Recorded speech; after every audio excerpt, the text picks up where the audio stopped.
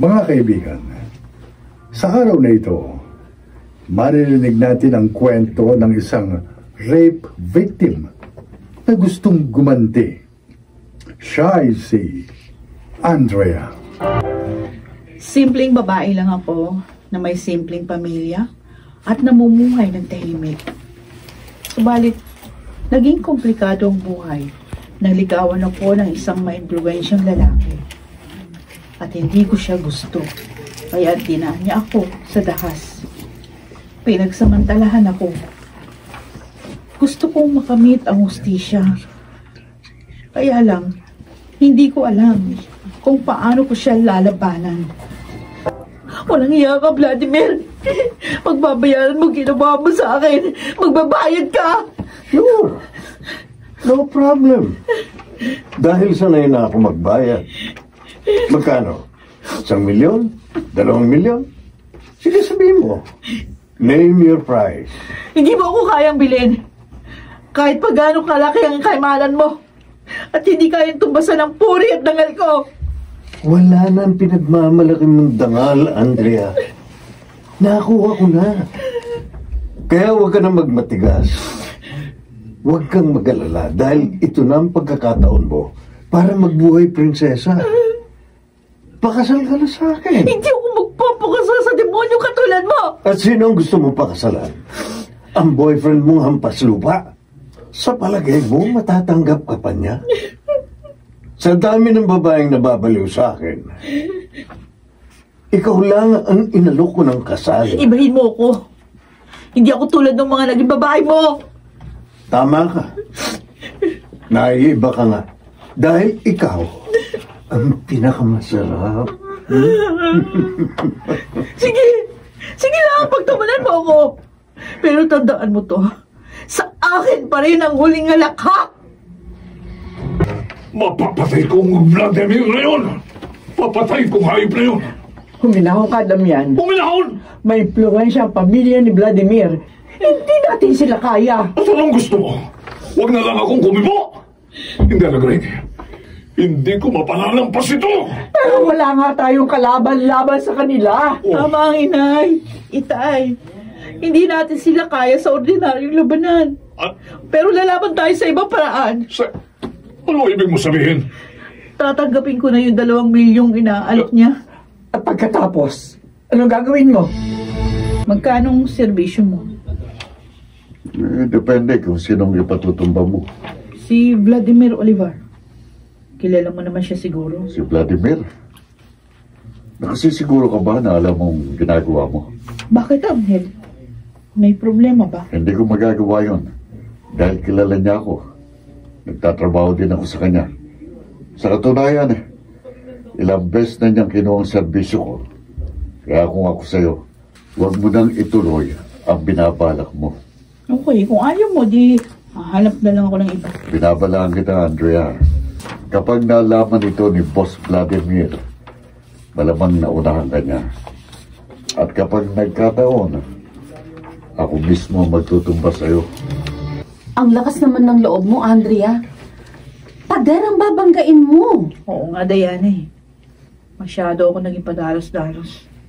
Kaya nagkamali ako ng taong kausap. Hitman pala siya ni Vladimir. Alam mo, kung ako sa'yo, lisanin niyo na ang lugar na ito. Baka sa mga sandaling ito, alam na ni Vladimir ang binabalak mo. Kaya delikado ang buong pamilya niyo. Total, may 2 milyong piso ka naman. Sobre-sobre na yon para sa inyong pagbabagong buhay. Tama ka. Kailangan maging praktikal ako. Pero hindi nangangahulugan yun, nakakalimutan ko na yung atraso niya sa akin. Ano pa bang atrasong sinasabi mo? Hindi pa ba sapat ang ibinayad niyang 2 milyong piso? Down payment lang yun. May balanse pa siya. At yun ang sisingilin ko balang araw. Aalis tayo sa lugar na ito? Bakit? Huwag na kayo magtanong. Kailangan umalis tayo sa lalong madaling panahon. Si Vladimir ang may atraso sa atin. Bakit kailangan tayo magtago? Tay, tsaka ako na lang papaliwanag ang lahat.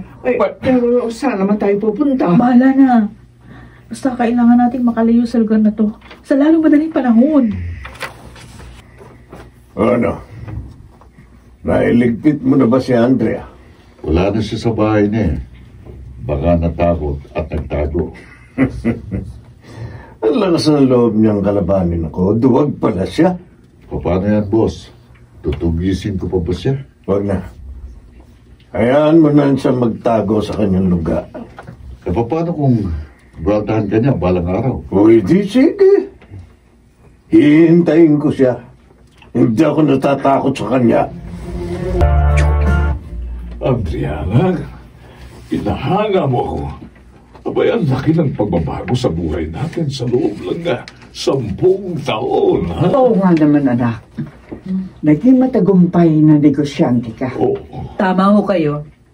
Kung noon isa lang akong pusa, ngayon, tigre na ako. Kaya pwede ko nang banggain ang isang leon.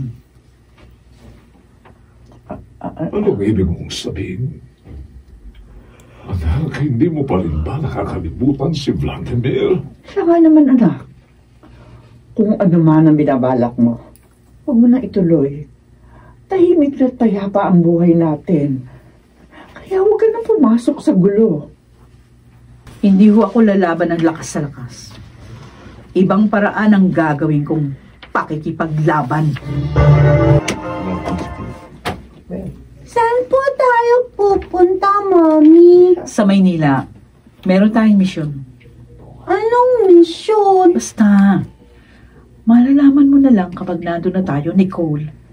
Isasama po ba natin sina Lolo at Lola? Hindi naman tayo magtatagal doon, anak. Kaya tayong dalawa lang. Ang laki na ng nabago sa loob ng 10 taon, boss. Tama ka. Napakalaki talaga ng nangyaring pagbabago. Hindi ko na nga kilala ang sarili ko. Sino ba mag-aakalang sasapitin ko ganito? Kahit anong mangyari, tuloy lang ang buhay, Boss Vladimir. Nagpapasalamat ako sa iyo, Arnel. Dahil kahit wala na akong pera at kapangyarihan, nariyan ka pa rin. Tinalikuran na ako ng aking mga kamag-anak at kaibigan. Ikaw na lang ang natitirang dumadamay sa akin. Uy, kasama na kasi ito sa aking pagbabagong buhay. At ganun ka rin, boss. Hindi pa huling lahat para magbago. Ano pa ba ang pagbabago ang dapat kong gawin? Kita mo naman. Halos nakabilanggo na ako rito sa aking wheelchair. At nawala na ang lahat sa akin. Marahil dumating na ang aking karma. Pinagbabayaran ko na ang aking mga utang. Kasama ba doon ang utang mo sa akin? Andrea, ikaw ba yan? Mabuti naman. Natatandaan mo pa ako. Kumusta ka na? Sinong batang yan? Anak mo? Oo. Anak ko. Anak nating dalawa. Talaga? Anak natin siya? Mami? Siya po ang daddy ko? Oo, Nicole. Di ba? Lagi mo akong tinatanong kung sino ang daddy mo. Ayan siya. Pagmasdan mong mabuti ang demonyo mong ama. Daddy? Oh, wag. Wag kang lalapit sa kanya. Mommy? Mommy, please. Gusto ko pong mayakap si Daddy, please. Andrea, huwag mong ipagkait ang karapatan ko sa aking anak.